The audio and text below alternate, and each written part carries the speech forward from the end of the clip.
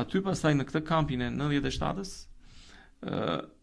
vinin të plagosur. Të shikojë një fëmijë të plagosur, të prerë duar, këmbë, me bomba, plumba. Aty pata goditjen e parë në thonjsa që më hiku frika. Nga aty, do të thënë, nuk po më mbrapa avash kisha disa trauma si fëmijë, do të thënë, por avash nuk përbënte më. Rreziku i dytë i jetës ka qenë në Veles të Maqedonisë. Unë, siç thash, punoj dhe për Rajin. Po, keni qenë pjesë dhe kemi qenë dhe bashkë me kolegun Ilario e varkës dhe trenit. Po. Ilario Piagnarelli, që është gazetar i njohur italian, një prej miqve të kolegëve të mi më të mirë. Ndërmarrim rrugën që të shkojmë të ndjekim, po flitej që kishte nisur hemoragjia, kishte nisur klandestine, po jo shumë.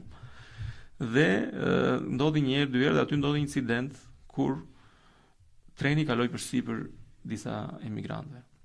Po flini në shinë. Në shinat e trenit. Aty ne shkuam herën e parë, zbuluam çdo gjë, çfarë zbuluam? Zbuluam që brenda kishte edhe terroristë. Zbuluam njerëz që sapo na e tregonte dikush, e morën, e rrëmbyen, e mori një grup njerëzish dhe e tërhoqë, një që po dëshmonte në atë kohë. Ne i bëm njoftimet. Pastaj këmba këmbës na ndoqi shërbimi sekret Maqedonas.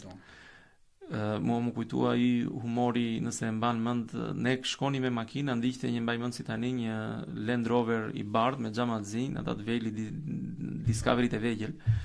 Dhe ne ndaluam në një karburant që më ulëm për të ngrënë, dhe në një moment duke ja shpjeguar të historinë, ja shpjegova këtë shqiptaren, i kthem në makina bashkë me ata, edhe i them, hani se kemi rrugë për të bërë. Jemi rrugë gjatë.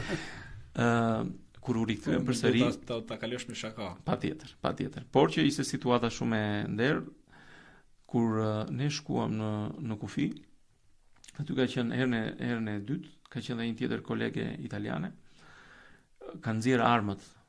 Ushtria u siguruan që s'kishte kamera këto, i quan operatorit kamerën ule, do me thënë, sepse aty po dhunoheshin emigrantët. Me thënë, po dukeshin të hapur. Ishte momenti që aty kishte shpërthyer pasaj hemorragjia. Ne e kishim bërë publike, po shpërtheu në një mënyrë masive.